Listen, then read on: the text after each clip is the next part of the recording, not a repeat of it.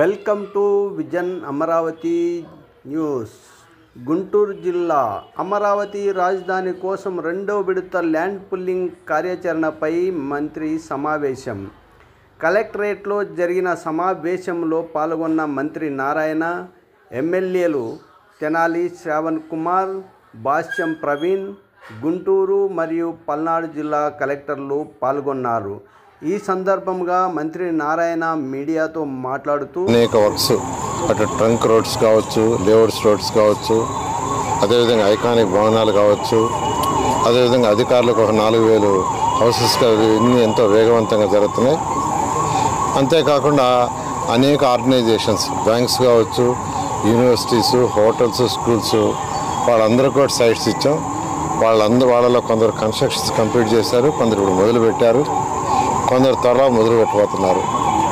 అయితే ఈ నేపథ్యంలో ఏదైతే ఇక్కడ రైతులు భూమి ఇచ్చారో వాళ్ళ యొక్క భూమికి విలువ ఇంకా పెరగాలన్నా, భూమి విలువ ఉండాలన్నా ఇక్కడ ఎకనామిక్ యాక్టివిటీ స్టార్ట్ కావాలి.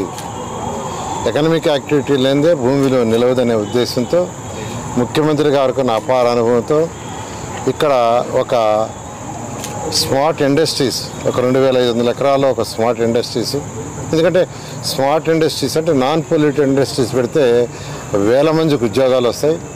వేల మందికి ఉద్యోగాలు వచ్చినప్పుడు ఇక్కడ నివసించడానికి వస్తారు.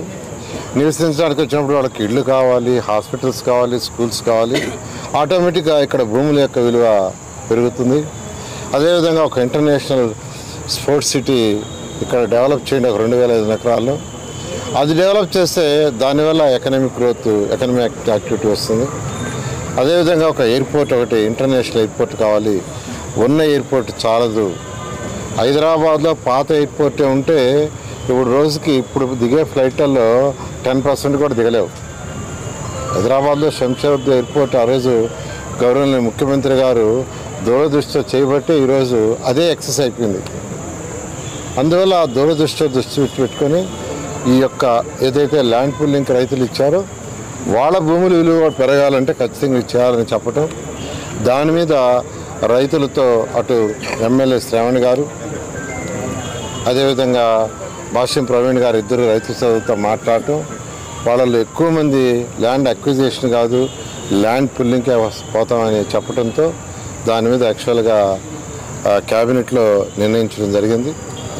దాని మీద అయితే ఎంతో పర్ఫెక్ట్గా చేయాలి, ట్రాన్స్పరెంట్గా చేయాలనే ఉద్దేశంతో ఈరోజు శాసనసభ్యులు శ్రావణ్ గారు, అదేవిధంగా భాష్యం ప్రవీణ్ గారు, తర్వాత ఇద్దరు కలెక్టర్లు, అదేవిధంగా వాళ్ళ అధికారులందరూ కూర్చొని సిఆర్డీ కమిషనర్ కూర్చొని అడిషనల్ కమిషనర్ గారు డీటెయిల్గా డిస్కస్ చేసి ట్రాన్స్పరెంట్గా చేయండి, ప్రజలతో మాట్లాడి చేయండి, రైతు సోదరులతో మాట్లాడి చేయండి, వాళ్ళ సమస్యలు ఏదన్నా ఉంటే మా దృష్టికి తీస్తారండి, మేము కూడా వాళ్ళ యొక్క గ్రామాల్లో తిరుగుతాము, సమస్యలన్నిటి చర్చించి మా లెవెల్లో చేయగలిగినైతే మేము చేస్తాం, లేదంటే మళ్ళీ ముఖ్యమంత్రి గారి దృష్టికి తీసుకుపోయి వారి యొక్క అనుమతితో అథారిటీలో ఫైనలైజ్ చేస్తామని ఈరోజు డిస్కస్ చేయడం జరిగింది. అదేవిధంగా మంచి ఆఫీసర్లని, అనుభవం ఉన్న ఆఫీసర్లు, మంచి ఆఫీసర్లు అంటే అనుభవం ఉన్న ఆఫీసర్లను అపాయింట్ చేయమని వారికి ఒక దిశానిర్దేశం జరిగింది. అదేవిధంగా అంతకుముందు ల్యాండ్ పుల్లింగ్లో ఏదైతే గ్రామ కంటాలు కావచ్చు, తర్వాత జరీబ్, నాన్ జరీబ్ కావచ్చు, రోడ్డు హిట్స్ కావచ్చు, ఏదైతే ఉన్నాయో ఎవరైతే యాక్చువల్గా కొంతమందికి ఎక్స్ట్రాకి ఇచ్చారనో ఇచ్చి ఉండొచ్చునో అనే అపోహలు ఉన్నాయో దాన్ని మరొకసారి వెరిఫై చేయమని 3-man కమిటీ డిసైడ్ చేసింది. దానికి కూడా మంచి ఆఫీసర్లు వేసి నిష్పక్షపాతంగా చేయమని ఈరోజు యాక్చువల్గా కలెక్టర్ గారికి, గుంటూరు కలెక్టర్ గారికి ఆదేశించాం. ఆ విధంగా ఈరోజు ఈ యొక్క ఎమ్మెల్యేలు, అధికారులు కూర్చొని డిస్కస్ చేయడం జరిగింది. చేశారండి ఎమ్మెల్యేలు ఇద్దరు అధికారులతో చేసి అక్కడ 80 to 90% యాక్చువల్గా దానికి సమ్మతి ఇచ్చారు. దాని మీద ముందుకు పోతున్నాం. చాలా